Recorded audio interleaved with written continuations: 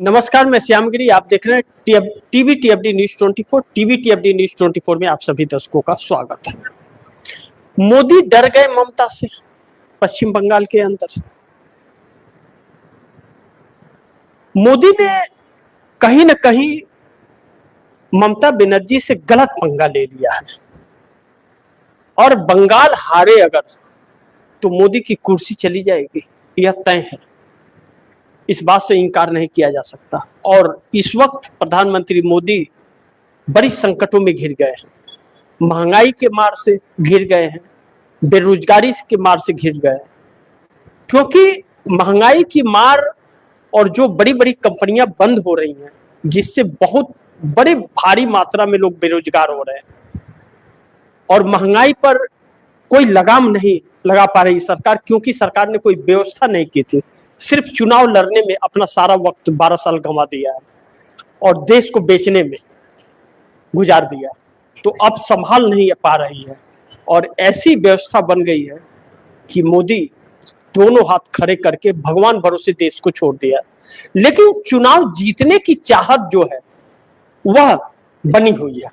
चुनाव जीतकर सत्ता अपने हाथ में रहनी चाहिए। भले देश लूट जाए, बर्बाद हो जाए, कोई फर्क नहीं पड़ता। लेकिन जिस तरीके से मोदी सरकार चुनाव जीत रही थी, वोट चोरी करके, व्यवस्था ब्यूरोक्रेसी हो, चुनाव आयोग हो, न्यायपालिका तक साथ में खड़े होते हुए केसों में नजर आए, हर किसी के सपोर्ट होने के बाद और पश्चिम बंगाल के अंदर बुरी तरह से हार, और किसी और का नहीं, भारतीय जनता पार्टी के सर्वे ही यह कहने लगे कि ममता बनर्जी 200 के पार, तो भारतीय मोदी और चुनाव आयोग को चुल्लू भर पानी में डूब जाना चाहिए। कि आप वोट चोरी कर रहे हो, लोगों को धोखा दे रहे हो, इस देश के साथ अन्याय कर रहे हो, लोगों का वोटर लिस्ट से नाम काट करके, नागरिकता छीन करके, फिर भी तुम जीत नहीं सकते। सोचो कि तुम कैसे व्यक्ति हो कि तुम्हें कोई वोट नहीं देना चाहता। इसके बावजूद शर्म नाम की चीज इन लोगों के पास नहीं है। लेकिन पश्चिम बंगाल के अंदर ममता से पंगा लेकर के कहीं ना कहीं मोदी ने बहुत बड़ी गलती कर दी है। इस बात से हम इनकार नहीं कर सकते। और अब परिस्थितियां ऐसी आ गई हैं कि बंगाल चुनाव का परिणाम अगर मोदी के पक्ष में नहीं हुआ तो मोदी प्रधानमंत्री की कुर्सी से हटा दिए जाएंगे। एक बगावत का सूर उठने लगा है। अब कहा जा रहा है कि भारतीय जनता पार्टी पश्चिम बंगाल के अंदर 100 के आसपास सिमट जाएगी। नीचे ही रहने की उम्मीद है, 100 तो बहुत ज्यादा हो जाते हैं। अगर देखा जाए तो जानकारों का यह कहना है कि 68 से लेकर 70 के आसपास सिमट जाएगी। लेकिन कोई कोई 100 के आसपास लेकर के जा रहे हैं, कह रहे हैं। और आप सोचेंगे अब टीवी चैनलों पर एग्जैक्ट पोल दिखाए गए तो वह सब भारतीय जनता पार्टी के दफ्तर से गए हुए थे दिखाने के लिए आम जनता को। सोचिए इस देश की जनता को किस तरह से गुमराह एक साजिश के तहत वह पार्टी कर रही है जो सत्ता पर काबिज है। तो इस देश को क्या जानकारी होगी? यानी कि इस देश को जानकारी झूठी दी जा रही है। और जब देश की जनता को ही झूठी जानकारी दी जाएगी तो फिर देश की जनता क्या करे और ऐसे नेता का हिसाब किस तरह से करे? इन्हें खदेड़ कर, जो बंगाल में हो रहा है इनके साथ। बंगाल में 3-3.5 लाख पैरामिलिट्री फोर्स और सीआरपीएफ के जवान को लगा करके, यह अपनी सुरक्षा के लिए लगाए। आप ध्यान दीजिएगा आप दर्शक, बंगाल के सुरक्षा के लिए नहीं लगाया इन्होंने, बिल्कुल नहीं। इन्होंने अपनी सुरक्षा के लिए भाजपाइयों ने लगाया है वहां इतने भारी मात्रा में, और चुनाव आयोग ने अपनी सुरक्षा के लिए कि इनकी चोरी पकड़ी गई तो लोग इनको पीट न दे, इसके लिए इतनी भारी मात्रा में वहां सुरक्षा इन लोगों ने लगाई। नहीं तो बाकी स्टेट में क्यों नहीं लगाते? और इतनी क्यों? क्या कोई आतंकवादी का बहुत बड़ा संगठन पश्चिम बंगाल में आ गया था? जो आपको इतनी भारी मात्रा में लगाना पड़ा। इन लोगों के जहर गोल जो है इन लोगों के लिए भारी पड़ रहे हैं। अब महत्वपूर्ण यह है कि बंगाल में अगर भारतीय जनता पार्टी 100 सीट पर सिमट जाती है तो यह तो बात है कि बंगाल की जनता ने ही चुनाव में 100 सीटों पर इनको निपटा रही है, अगर हम 100 भी मान लेते हैं। लेकिन अब इसका असर एनडीए गठबंधन के अंदर बहुत बुरा पड़ रहा है। इन बातों को समझना जरूरी है कि अब सुर बदलने लगे हैं गठबंधन के घटक दलों का। नीतीश कुमार के सुर बहुत तेजी से बदल रहे हैं और नीतीश कुमार की पार्टी की तरफ से भी सुर बहुत तेजी से बदल रहे हैं। एक प्रेस कॉन्फ्रेंस में जेडीयू नीतीश कुमार की पार्टी के नेताओं ने खास तौर पर प्रेस कॉन्फ्रेंस करके कहा कि बिहार के मुस्लिम भाई और बिहार की जनता भारतीय जनता पार्टी से बिल्कुल न डरे। डायरेक्ट नाम लेके भारतीय जनता पार्टी से बिल्कुल न डरे, हम उनके साथ हैं, हम भारतीय जनता पार्टी से किसी तरह का समझौता नहीं करेंगे। इसका मतलब आप दर्शक समझ रहे हैं, इसका मतलब आप समझिए बड़ी ध्यान से। नीतीश कुमार लालू प्रसाद यादव के पड़ोसी हो गए अब, और जिस घर में नीतीश कुमार गए हैं उस घर का इतिहास है कि नीतीश जब जब उस घर में शिफ्ट किए हैं तो एनडीए से पलटी मार दी है। इसलिए भारतीय जनता पार्टी का बहुत ही टेंशन में है।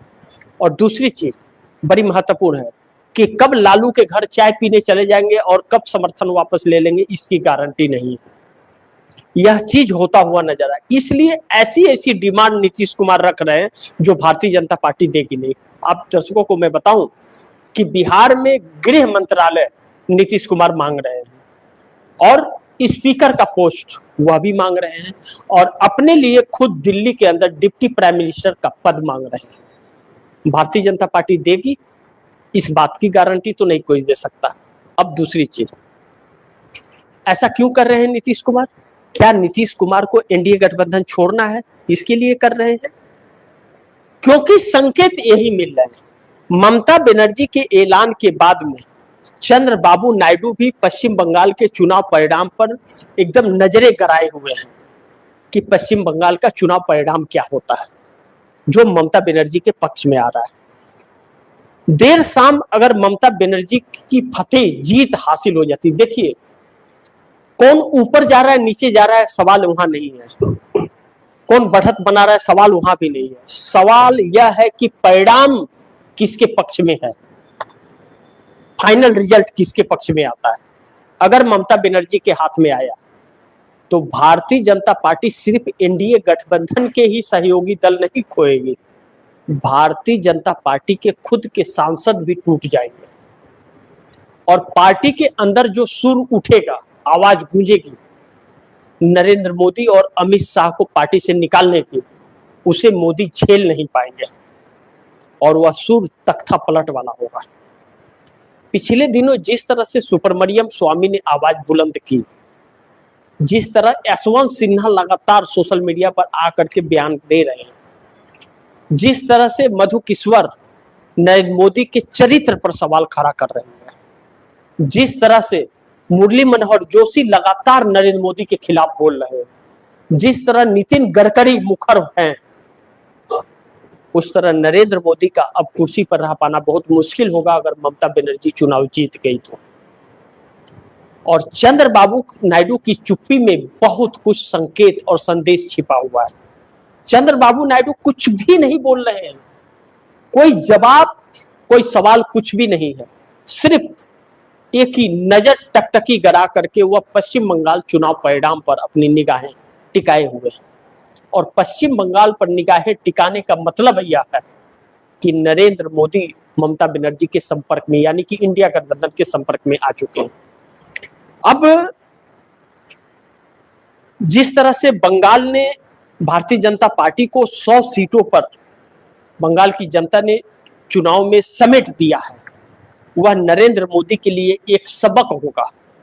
और दिल्ली से ज्यादा उत्तर प्रदेश डरा हुआ है, योगी आदित्यनाथ डरे हुए हैं कि 8 महीने बाद उत्तर प्रदेश का चुनाव है, वहां क्या होगा। सेम हालात अगर वहां हो गए तो फिर भारतीय जनता पार्टी का अंत निश्चित है, पार्टी खत्म हो जाएगी। अब कुछ लोगों को नहीं लगता होगा, लेकिन यही सच है। सच को आप रोक नहीं सकते, थोड़ा लेट हो सकता है। सच को आप दबा सकते हो कुछ देर के लिए, लेकिन उसी तरह ताजा वह निकलता है फिर ऊपर, और वही होता है। सच ही सच है, झूठ को आप सच नहीं बना सकते। कुछ दिन सुनहरा सपना दिखा सकते हो, और इस वक्त नरेंद्र मोदी के साथ यही हो रहा है। पश्चिम बंगाल के अंदर यह हम जरूर कह सकते हैं कि मोदी ममता बनर्जी से बुरी तरह से डरे हुए हैं और खौफ में हैं, जैसे राहुल गांधी से डरे रहते हैं हमेशा। इस वक्त पश्चिम बंगाल में ममता बनर्जी से डरे हुए हैं। क्षेत्रीय लेवल पर ममता बनर्जी जो चुनौती दे रही है, नरेंद्र मोदी का सुपड़ा साफ हो जाएगा अगर ममता बनर्जी 200 सीटें पार करती थी और भारतीय जनता पार्टी 100 पर सिमट गई अगर, तो पार्टी टूट जाएगी। थोड़ा इंतजार कीजिए, कुछ घंटों की बात है, सब कुछ आपके सामने आकर तस्वीर खड़ी हो जाएगी। तो इसी के साथ आप दर्शकों से इजाजत चाहूंगा, अगली खबर के साथ फिर हाजिर होऊंगा। लेकिन आप दर्शकों की क्या राय है, क्या सुझाव है, कमेंट बॉक्स में जरूर दीजिएगा। इस खबर को ज्यादा से ज्यादा शेयर कीजिए, अपने दोस्तों को भी कहिए आगे शेयर करें। और आपने TVTFD न्यूज 24 को सब्सक्राइब नहीं किया, सब्सक्राइब कर लीजिए, अपने दोस्तों को भी कहिएगा सब्सक्राइब करें। मिलते हैं अगली खबर के साथ, तब तक के लिए नमस्कार।